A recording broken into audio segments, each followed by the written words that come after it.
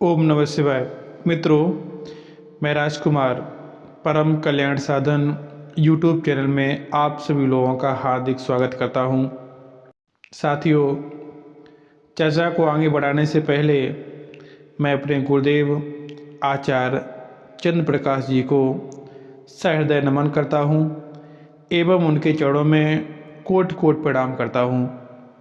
प्यारे साथियों, आज हम इस वीडियो के माध्यम से ना ही कोई प्रयोग लेकर के आया हूँ, ना ही कोई तंत्र मंत्र कुछ भी नहीं लेकर के आया हूँ। आज हम आपको बताने आया हूँ कि हम और आपके जीवन में एक दिन ऐसा शुभ दिन आता है जिस दिन को हम बड़े हर्षों उल्लासों के साथ मनाते हैं, बहुत सारा खर्चा करते हैं, जो दिल में आता है वो खर्चा करते हैं। तो इस बार वो दिन ऐसा शुभ दिन मनाया जाए जिससे स्वयं भगवान का पदार्पण आपके घर में हो जाए और आपका जो भोज्य पदार्थ आप बनाते हैं अपने मेहमानों के लिए, जो भी आपके घर पे मेहमान आते हैं उनके लिए, अपने स्वयं के लिए, अपने परिवार वालों के लिए, वही भोज्य पदार्थ भगवान भी आपका ग्रहण करके जाएं। हम आपको ऐसा एक तरीका बताते हैं। ऐसा आप अपने जीवन में एक बार अवश्य करिएगा, क्योंकि ये शुभ दिन होता है। इस दिन तो आप कर सकते हैं, सिर्फ एक साल में एक दिन आता है। तो प्यारे साथियों, आपका जन्मदिन जिस दिन मनाया जाता है, उस दिन जब आपका जन्मदिन आए तो इस दिन ये काम अवश्य करना। आपको आपके पड़ोस में कोई ऋषि मुनि अगर आपको मिल जाते हैं तो उनको भोजन अवश्य कराइएगा। क्या पता वो ऋषि मुनि के भेष में स्वयं भगवान आपके घर भोजन करने आ जाए। इसके पीछे हम एक आपको कहानी बताते हैं, फिर आपको जो भी चर्चा है इस वीडियो के माध्यम से आपको बताना चाहता हूँ वो हम आपको आगे बताएंगे। पहले एक कहानी बताता हूँ।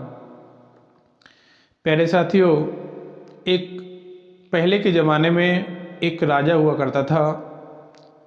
राजा अपने जन्म दिवस पर बहुत बड़ा भंडारा करवाया करता था और उसमें जो मिष्ठान के लिए खीर वगैरह थी वो बना करती थी।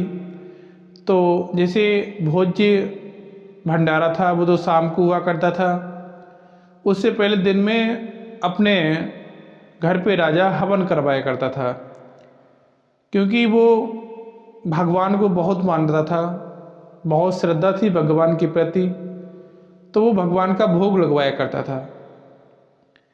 तो जो सिद्ध पुरुष ऋषि मुनि थे वो हवन किया करते थे और खीर जो वगैरह मिष्ठान वगैरह जो बनता था उसमें वो हवन में भगवान को समर्पित कर देते थे।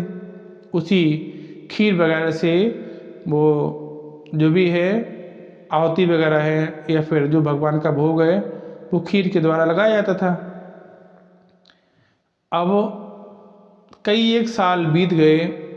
एक साल ऐसा आया तो जो ऋषि मुनि जो हवन किया करते थे उन्होंने अब की बार ये सोचा, क्यों ना अब की बार भगवान को अग्नि में हम समर्पित कर देते हैं, क्यों ना इस बार हम ही से अपना भोजन बना लें, हम ही इसे स्वयं ग्रहण कर लें। बाहर कौन देखता है, चारों तरफ से पर्दा लगी हुई है, हम लोग तो अंदर हैं।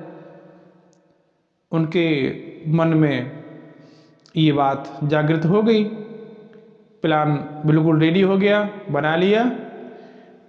उधर वही हवन चल रहा है, मंत्र का जाप हो रहा है, मंत्र का जाप हो रहा है और जो आहुति है वो पेट में जा रही है। ऐसा करते करते उन्होंने जो भोग था वो स्वयं ही संत ऋषियों ने ग्रहण कर लिया। अब भगवान बहुत खुश हो गए, इतना पहले खुश नहीं हुआ करते थे। तो उन्होंने भगवान जी ने राजा को दर्शन दिया। बोले, राजा साहब, इस बार हम आपने जो हमें भोजन दिया है उससे हम बहुत खुश हैं। इस बार हमें भोजन बहुत अच्छे ढंग से प्राप्त हुआ है।